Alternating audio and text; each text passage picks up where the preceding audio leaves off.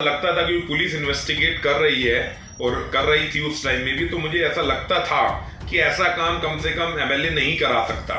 लेकिन जब उसके बाद थ्रेटनिंग कॉल्स हमारे पास आई, उन थ्रेटनिंग कॉल्स में बाकायदा बोला गया है कि पहली बार तो गोली चली पर आप बच गए और अब की बार जो गोली चलेगी उससे आप नहीं बचोगे, उसके ऑर्डर दे दिए गए हैं, उससे पहले आप ये राशि वहां भिजवा दीजिए। उत्तर पूर्वी दिल्ली के थाना ज्योति नगर पुलिस ने रोहतास नगर विधानसभा से विधायक जितेंद्र महाजन के खिलाफ जबरन वसूली का मुकदमा दर्ज किया है। आपको बता दें, यह मुकदमा दवा कारोबारी बसंत गोयल ने दर्ज कराया है। सीधा बसंत गोयल जी से बात करेंगे कि आखिर क्या मामला था और कितनी इनसे जो है फिरौती की रकम मांगी गई थी। मेरे साथ बसंत गोयल जी सीधा बात करेंगे। सर, एक मुकदमा रोहतास नगर विधानसभा के जो विधायक हैं जितेंद्र महाजन जी, उन पर आपने दर्ज कराया, तो कितने रुपए की आपसे मांग की गई और कितने दिन पहले ये मांग की गई सर? उनके नियर डियर करीबन 3, 4, 5 लोगों ने हमें अलग अलग तरीके से डिमांड किया। टोटल वैल्यू मिलाकर 2 करोड़ से भी ऊपर वैल्यू बैठती है जो उनके द्वारा मांगी गई।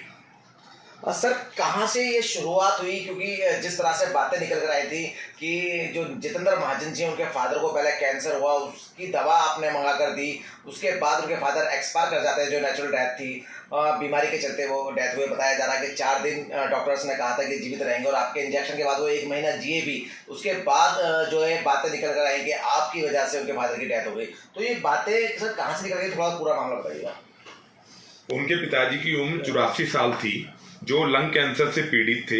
वो यशोदा हॉस्पिटल में ट्रीटमेंट चला रहे थे। साथ साथ उन्होंने फोर्टिस में डॉक्टर रजत को दिखाया। डॉक्टर रजत ने उनको 2 इंजेक्शन लिखे। वो इंजेक्शन हमने उनको प्राप्त कराए। हम रिटेलर हैं, हमने होलसेलर से इंजेक्शन लिए और उनको दे दिए। इंजेक्शन लगने के 40 दिन बाद वो एक्सपायर हुए और इंजेक्शन लगने के 40 दिन बाद एक्सपायर हुए, जबकि डॉक्टर्स ने बोला था कि 5 से 10 दिन ही ये जीवित रह पाएंगे क्योंकि कैंसर पूरे सारे शरीर में फैल चुका था। 40 दिन एक्सपायर होने के बाद ना तो कोई फोरेंसिक पार्ट पर, ना कोई पोस्टमार्टम हुआ, ना इंजेक्शन की टेस्टिंग हुई। उसके बाद भी हमारे ऊपर एक एफआईआर दर्ज करवा दी गई। हाँ सर, कुछ दिन पहले आप पर जानलेवा हमला हुआ, गोली भी आप पर चली, जिस गोली कांड में आप बाल बचे। तो ऐसे में सवाल आपने उस वक्त उठाना चाहिए था कि जो आप शक जाहिर कर रहे थे कि विधायक नहीं गोलियां चलवाई, तो क्या कितनी सच्चाई थी कि उसमें जो गोली कांड आपके ऊपर हुआ, आपकी जान उसमें बाल बची, तो क्या वो कांड भी विधायक की तरफ से कराया गया था? हमें उस टाइम ऐसा लगता था कि पुलिस इन्वेस्टिगेट कर रही है और कर रही थी उस टाइम में भी, तो मुझे ऐसा लगता था कि ऐसा काम कम से कम एमएलए नहीं करा सकता। लेकिन जब उसके बाद थ्रेटनिंग कॉल्स हमारे पास आई, उन थ्रेटनिंग कॉल्स में बाकायदा बोला गया है कि पहली बार तो गोली चली पर आप बच गए और अब की बार जो गोली चलेगी उससे आप नहीं बचोगे, उसके ऑर्डर दे दिए गए हैं, उससे पहले आप ये राशि वहां भिजवा दीजिए। तो सर, पुलिस व्यवस्था को कैसे देखते हैं? क्योंकि काफी लंबा पीरियड बीत चुका है इस गोली कांड को भी, पैसे मांग रहे, लगातार आपसे पैसे की डिमांड की जा रही थी जो उनके नियर डियर थे लगातार। क्योंकि जिस तरह से आपने बताया कि आपके पास ऑडियो रिकॉर्डिंग है, आपके पास वीडियो रिकॉर्डिंग है, तमाम सबूत देने के बावजूद दिल्ली पुलिस ने आखिर इतनी देरी क्यों की? दिल्ली पुलिस के एंड पर जिस दिन पहले फायरिंग, सबसे पहले जब इन्होंने एक कंप्लेंट दी थी बेसिकली ज्योतिनगर थाने में, उसकी इन्वेस्टिगेशन करी गई। उस इन्वेस्टिगेशन में किसी भी प्रकार का कुछ नहीं मिला, क्योंकि इंजेक्शन के अलावा और भी पता नहीं कितना ट्रीटमेंट उनका चल रहा था। दूसरा, इंजेक्शन लगने के 40 दिन बाद वो एक्सपायर हुए।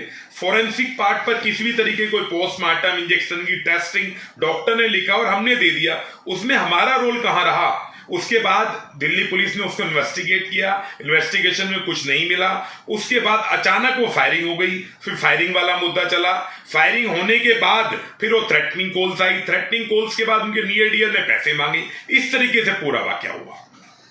और देखिए, थे हमारे साथ दवा कारोबारी बसंत गोयल, जिनकी शिकायत पर जितेंद्र महाजन पर एक जबरन वसूली का मुकदमा दर्ज किया गया है। कैमरा पर्सन आरिफ के साथ इसरार अहमद, दिल्ली।